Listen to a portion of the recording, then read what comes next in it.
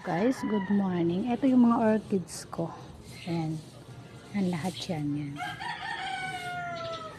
Yung mga yan ay papalitan ko ng bunot. Kasi ano na siya sobrang crowded na ng ugat niya. Ayan.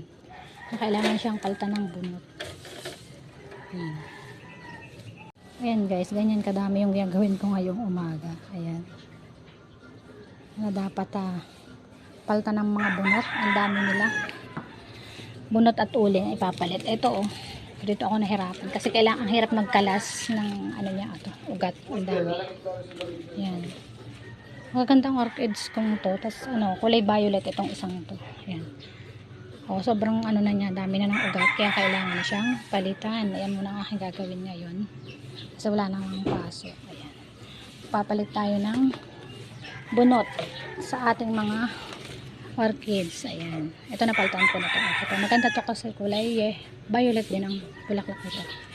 Ito yung bigay sa akin ng aking kaibigan. Ito. Ayan.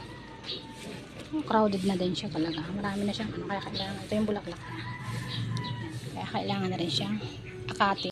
Ayan guys. Hihiwagin na natin itong isang puno na to. Kasi ang dami na ng suloy. Kaya kailangan na natin siyang hiwagin. At mas gumanda. Grabe guys, pinahihirapan ako. Ang hirap niyang kalasin, ang hirap niyang buwagin or paghiwa-hiwalayan. Kasi sobrang dami ng ugat niya. Talagang punong-puno na. Talaga siya kailangan ng ilipat. Nahihirapan ako magkalas. Ay ang hirap niyang kalasin. Hindi ko alam kung paano ko siya hihiwagin ng maayos na hindi madadamage yung mga ugat or maaring mamatay pag sobrang pwersa ng pagkakalas. Ayan. Kasi ang dami niya pang suloy na maliliit dito. Guys, napalitan na natin ito ng mga bunot. Ayan. At ito yung likat. Na natin. Okay na. Napalitan na natin siya ng bunot at saka ng mga uling. Ayan. Kaya ito ay magiging okay na ulit. Kasi sobrang dami niya. Ito yung tinanggal ko. Ito. Yung wala ng dahon. Matandang puno na. Inalis ko na siya. Kasi ito yung kalahati. Yan.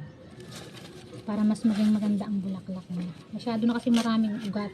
At saka meron pa nga yung matatanda na ang puno na wala namang tulad nito. Wala na ng dahon. Hindi nabubulaklak. Kaya tinanggal ko na siya.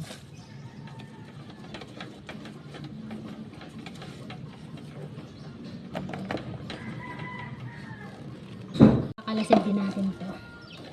Kapaltan dito natin ang bunot kasi matanda na ang mga kasama na din. Hiwag na natin. Ayan. Pinagdalawa natin kasi marami siyang suloy. Ayan. Ito yung isa. Kalasin natin at dito natin lagay itong isa. Ayan. Ayan. Ito isa dito natin lagay. Ayan. Kailangan ng paghiwa-hiwala yun kasi sobra na dami niya sa isang kaya na kailangan